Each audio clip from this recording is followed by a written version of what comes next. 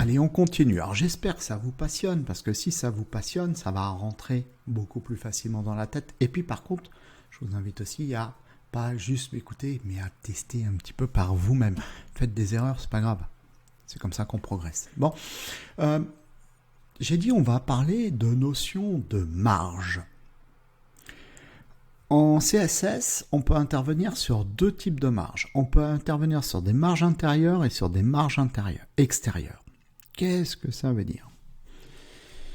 Là, ici, j'ai ma boîte div et je peux, si je veux, gérer les marges qui sont à l'extérieur de ma boîte. Alors, vous voyez que par défaut, ça c'est pareil, un comportement par défaut du CSS. Ma boîte div, elle est calée au bord gauche du navigateur et au bord haut du navigateur. Si je veux gérer cette marge, alors je vais lui appliquer une propriété CSS margin. C'est elle qui gère les marges. Alors, la propriété CSS margin, elle est là. Vous voyez, je la mets en surligne. Ça s'appelle la propriété générique.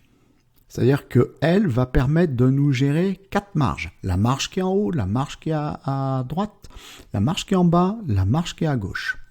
Et si je veux gérer uniquement, par exemple, la marge qui est en haut. Vous voyez, ici on a les enfants. Margin-top, ça veut dire je gère la marge du haut. Margin-bottom, je gère la marge du bas. Margin-left, je gère la marge de gauche. Et margin-right, je gère la marge de droite. Alors moi, je veux m'occuper de la marge en haut. Margin-top. Je clique sur Entrée, c'est vu. Alors là, ici, on va gérer nos marges en pixels. On va dire, bah tiens, je voudrais que ma boîte soit, le haut de ma boîte, se retrouve à 30 pixels du bord haut de ma fenêtre. Eh ben, j'ai juste à écrire 30 pixels. 30 px. Hein, pixel, c'est toujours px. CTRL S, et qu'est-ce qui se passe? Allez descendre. Alors, je ne sais pas si on a bien vu, hein, je suis un peu désolé. Alors, je vais l'agrandir, je vais faire plus. Regardez là, ici, vous allez voir, parce que je veux quand même que vous voyez quand elle va descendre. Donc, j'ai dit 30. Je vais dire, allez, 90 pixels. Je vais faire CTRL S. Pouf, vous avez vu, elle est descendue. Voilà. Maintenant, elle est précisément entre ce point-là et ce point-là, le haut de la fenêtre, il y a 90 pixels. Maintenant, si on veut éloigner, bah pareil, tiens, de 90 pixels du bord gauche, qui est là, et ben on va aller chercher laquelle marge? On va à gauche, margin left, ML. ML, margin left. Si je ne me rappelle pas, je fais M, j'ai les marges. Bon, ok. Et j'ai dit quoi, 90 aussi? Ben vas-y, fais 90 si ça te fait plaisir. Et ben voilà, regarde. 90 pixels du bord gauche. Et peu importe la largeur de mon écran, je serai toujours calé à 90 pixels du bord gauche. C'est toujours pareil. Et 90 px du bord droit. Bon, ça c'est nickel. Si je voulais centrer ma boîte sur mon écran, sur mon navigateur. Alors, je ne parle que d'un centrage horizontal. Je ne m'embarque pas dans les centrages verticaux. C'est plus complexe. Je vais parler de centrage horizontal sur l'axe qui est là. C'est un axe des X, si je veux être barbare. Comment je fais? Je vais aller me chercher ma propriété générique. Tiens, je vais enlever tout ça. Je vais enlever les deux là. Donc du coup, si j'enlève les deux, pouf, par défaut, elle revient au bord au gauche. Je veux la centrer, la boîte, sur l'axe des X. Je vais chercher la propriété générique margin. Et je vais lui donner une valeur qui s'appelle auto. Et je vais faire un CTRL S et elle est centrée sur l'axe des X, horizontalement. Regardez. Peu importe la largeur de l'écran, elle sera toujours centrée. Alors vous allez me dire, bah oui, mais on appuie les 90 px de haut. Bah, je fais comment, moi? Je vous ai dit, la propriété margin, c'est une propriété générique.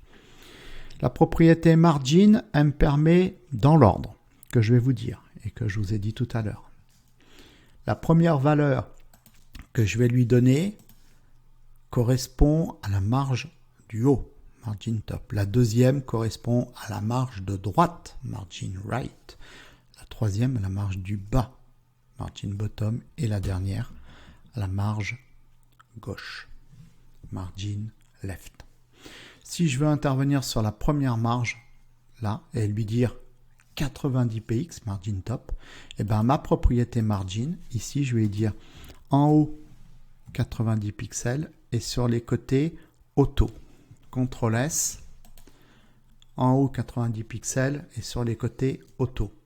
Alors je triche. Parce que ils sont où les autres? Margin bottom et margin left, elles sont où? J'ai triché. C'est-à-dire que là, je vais un tout petit peu plus loin. Je vous ai dit, la première correspond à la marge haute, celle-là à la marge droite. Après, il y en a une qui correspond à la marge basse et l'autre à la marge gauche. Donc là, du coup, si je laissais comme ça, que deux valeurs, ça veut dire que en haut et en bas, il y a une marge de 90 pixels. Et il y en a une aussi ici. Donc, ce qui veut dire que potentiellement, s'il y avait un truc en dessous, il serait éloigné de 90 pixels. Je vais vous le prouver. Je vais mettre un paragraphe ou un titre. Tiens, je vais mettre un titre de niveau 2. Je vais écrire dedans Toto. Et vous allez voir, CTRL S. Voilà. Il n'est pas centré. Hein, je suis désolé, il n'est pas centré. Il faudrait que je le centre. Comment je fais? On va le faire, on va le centrer. Non, je ne vais pas le faire maintenant. Je vais juste revenir ici. Je vais enlever Auto. CTRL S pour bien montrer que, voilà, ici, on a... Alors, oui.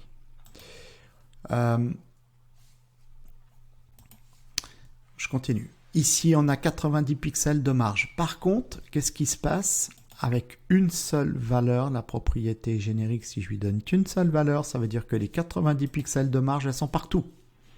En haut, à droite, en bas, à gauche. OK. En rajoutant une deuxième valeur, auto. Alors à ce moment-là, je lui dis 90 pixels en haut et en bas. La preuve, Toto, il n'est pas proche. Auto à gauche et à droite. Si je veux gérer maintenant la marge du bas, eh ben, il faut que j'aille en haut 90, auto. Ici, si j'en veux pas, 0. Et puis je peux finir par auto. Préciser encore de l'autre côté, ça c'est pas obligé. Et vous voyez que lui il est remonté. Et du coup il n'y a plus de marge. C'est une petite subtilité, c'est peut-être un petit peu complexe ce que je vous ai dit. N'hésitez pas à tester. Vous faites. Voilà, vous écrivez, vous regardez le comportement des trucs. D'accord?